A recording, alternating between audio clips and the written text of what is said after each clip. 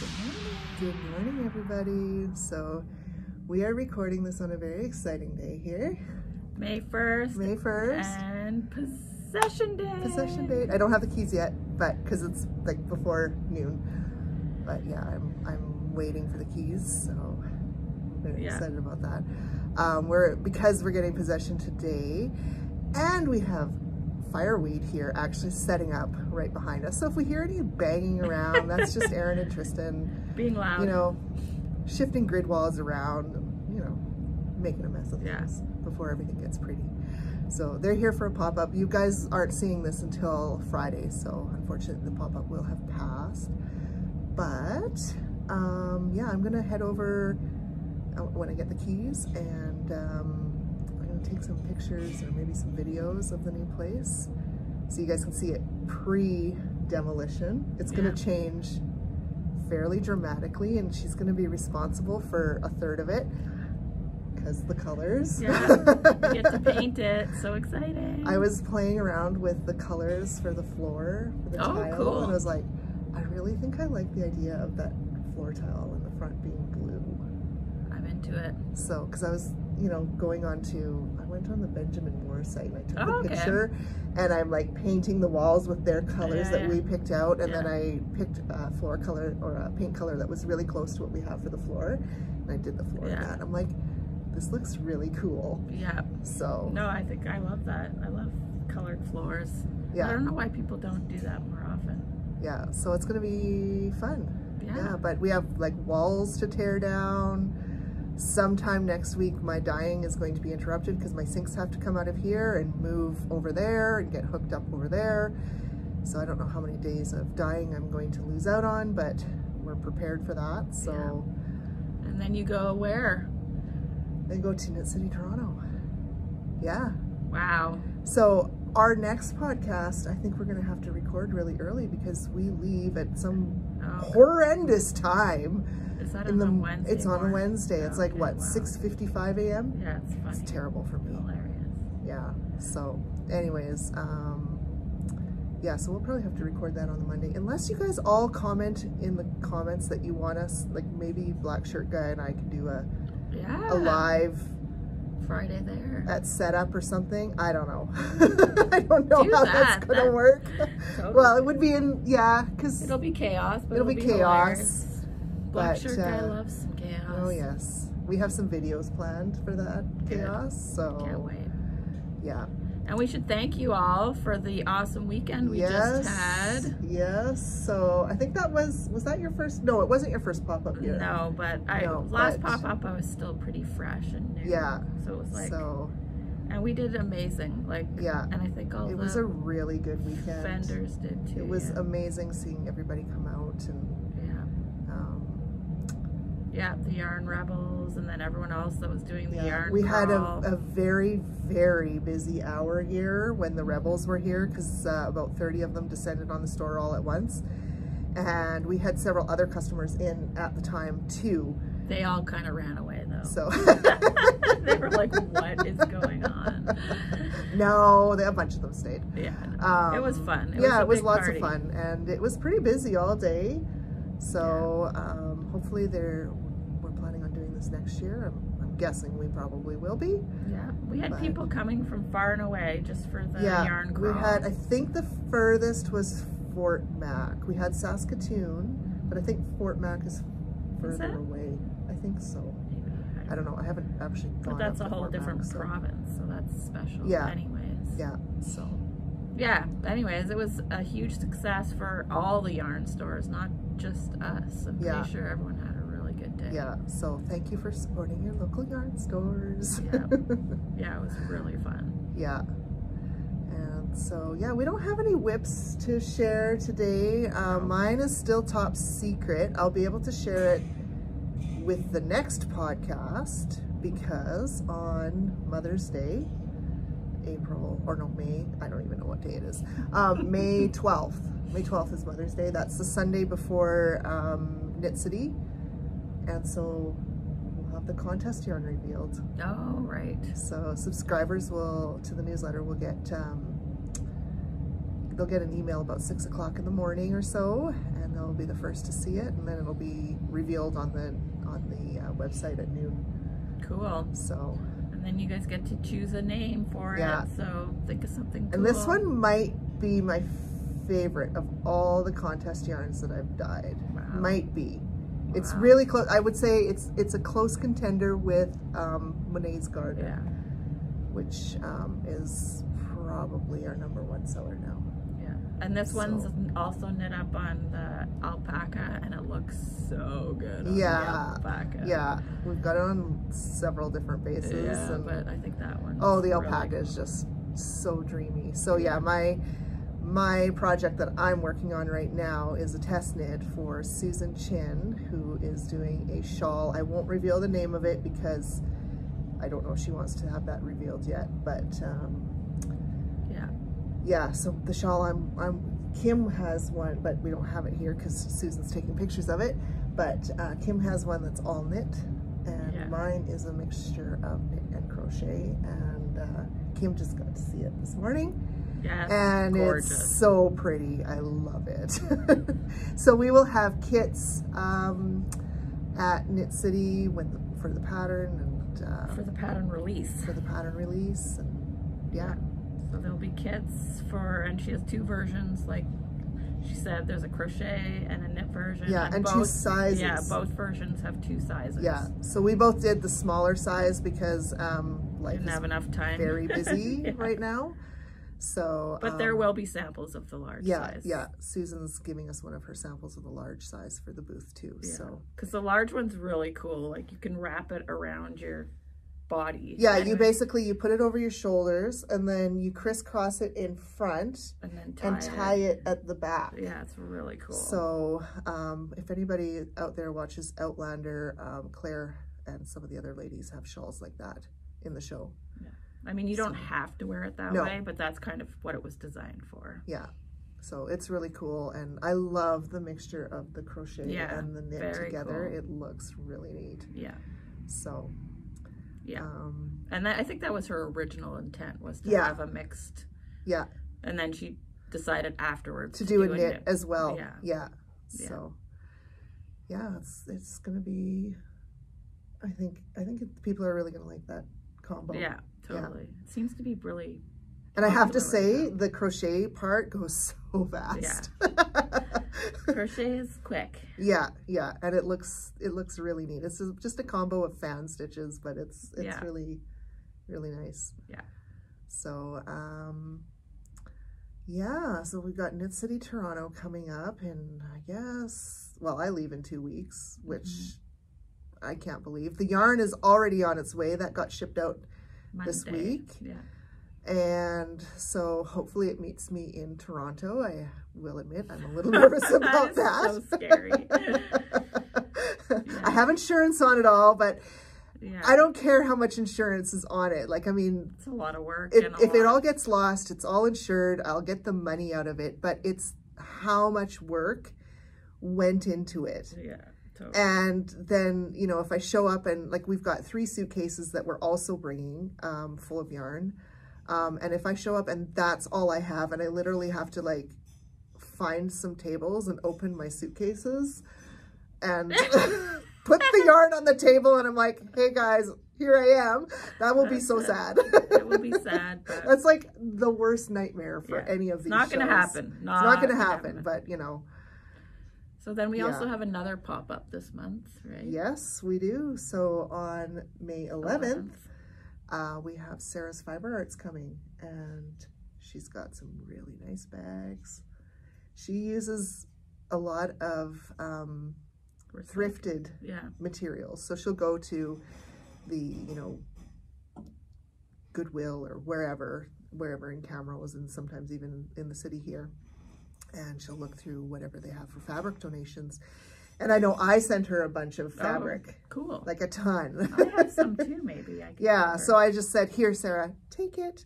And she uses them, she'll use donations for the bags themselves or for the linings, the zippers. Awesome. So all of her, and she tries to use up as much of the fabric as possible. She doesn't like to waste anything. So she'll have like little Notion bags that are just the right size, like just like that big, where you can like put a bunch of stitch markers in, or you know, she might have some longer ones, but they're all just a little different because they're all just based on whatever little scraps she has available that she can put together. Nice. So, and then we have our last big pop-up. Yes. June 8th. June 8th. That'll be the last one here. So I'm not ready to reveal the vendors yet, but it should be a good show. Should be lots of fun. Knit in Public Day. It's always fun. Yeah. Hopefully it's nice, like as in weather-wise, because that always helps. Yeah, it's not nice out there right now. No, well, it's awful. I mean, we need the rain, but it's been like a mixture of snow and rain, and the snow can just go away. 2 days now. Yeah. But it looks green. Like everything looks way greener. Which is good. But yeah, if it could just stay to rain and not the snow, that would be nice.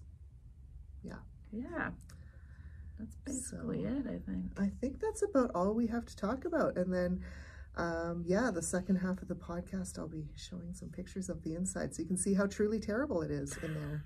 Because it's 1990s vomited all over the place. Well, yeah, but that's easy. Pretty much. So it's not gonna look like that for a long No, it's gonna have these colors, and it's going to be very pretty in there. And yeah, we're putting, I think, probably, I would guess close to $70,000 worth of renovations into it. So, and there's gonna be this cool thing in the dye studio because it's like kind of double height. Yeah, there's a mezzanine in there. Yeah, so we're gonna have a dumbwaiter, which I don't know, Tammy's not excited about, but Nicole and I are really excited about it. So anyway, Nicole does all the production. She's my daughter, so she does all the skein winding, and then on the other end, after it's dyed, she does all the twisting. Well, I guess you do some of it now too, I help her and labeling and all that stuff. So. But she'll get to use the dumbwaiter. Yeah, because she'll be making the skeins upstairs, and then she'll have to send them down to me. I'll dye them, wash them, dry them, and then send them back up. And then once they're labeled and all ready to go onto the floor, then they get sent back down again. So it's going to be fun. I think Kim and Nicole are going to just be playing with that the first week that we're in there. So hopefully. Yeah. You may even, just because you're going to get a key, you may, as soon as it's installed, you may just go in there and play with it. I have a feeling. Maybe. That's probably like all the paint cans are probably going to come up that way. Will it hold that much weight? Oh yeah, it's going to hold like 500 to 600 pounds because that's kind of like the minimum. Oh, even though we're not moving 500 to 600 pounds of yarn a day. Insane. Wow. Well, maybe when we move in, but I did not realize that. Yeah, certainly not at one time. Yeah. Cool. So. Yeah. We'll show you guys. We'll do a video. Yeah, we'll do a video.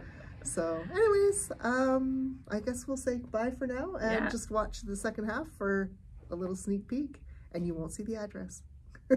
Not yet. Not yet. Top okay. secret. Bye. The first picture here is our front retail space as you come through the front doors. So that wall, most of that wall and the doors on the left side of the picture will be removed. And you can see the stairs to the second floor and the glass block wall. And I know it looks like there's a light shining behind that glass block wall, but it's actually skylights. There's several skylights up on the second floor, so it's nice and bright. The next picture is the rest of the retail space. So again, that wall to the right in this picture is going to be removed, and the door is going to be removed as well. And so it'll really open that space right up. And then the next picture is the same room, but just from a different angle. So we have lots of windows right in the very front of the store as opposed to what we have now. So that's really nice. And we face north. The remaining retail is kind of currently down a hallway, but the walls and the doors, or most of the walls on the doors on the right side, will be removed to make that space open and bright. And the next picture here is the inside of the first room on the right of that last picture. In here, there's going to be, in the corner by the kind of built-in bookshelf, there's going to be 2 lazy boys, which have been claimed already by my mother, and the second one's kind of almost got 2 owners now. It's my cousin and Cindy from Cindy Marie Creates. They have both claimed the chair, so I don't know how that's going to work, but they can fight amongst themselves.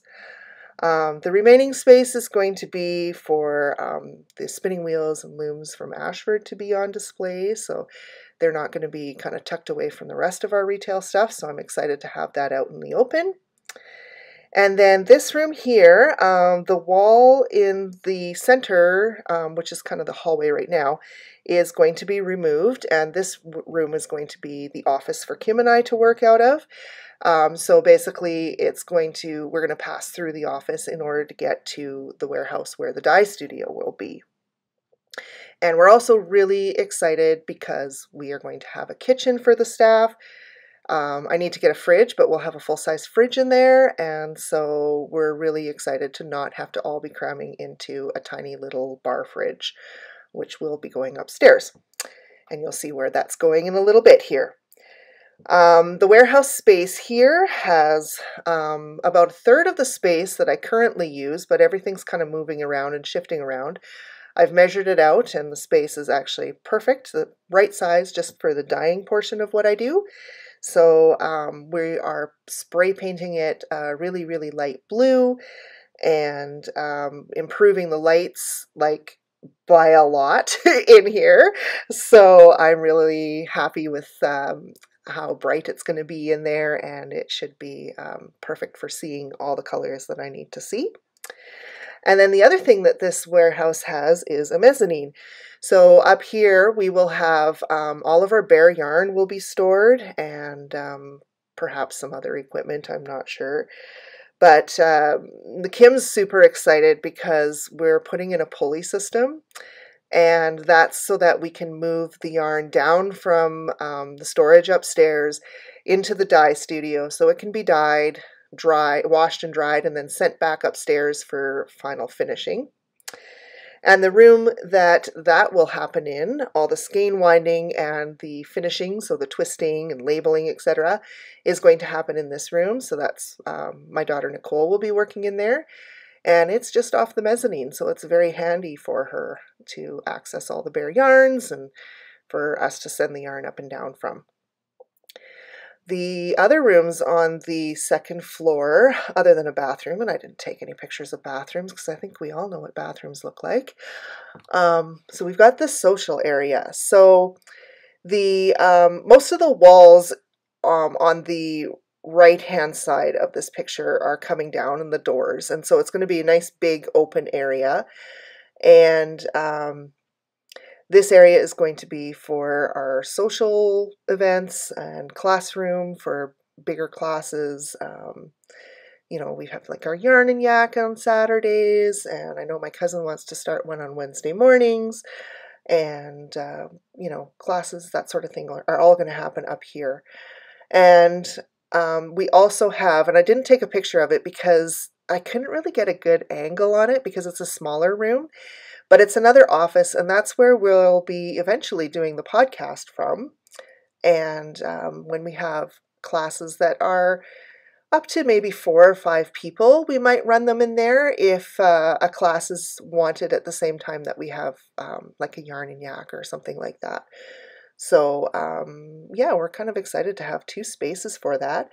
And opposite the bigger social / classroom area is the coffee bar. And so there's a little bar sink in there, and we'll have a little mini fridge in there and coffee maker and all that stuff. So it should be kind of a nice area to hang out in. And that's pretty much all I'm going to show you guys for now.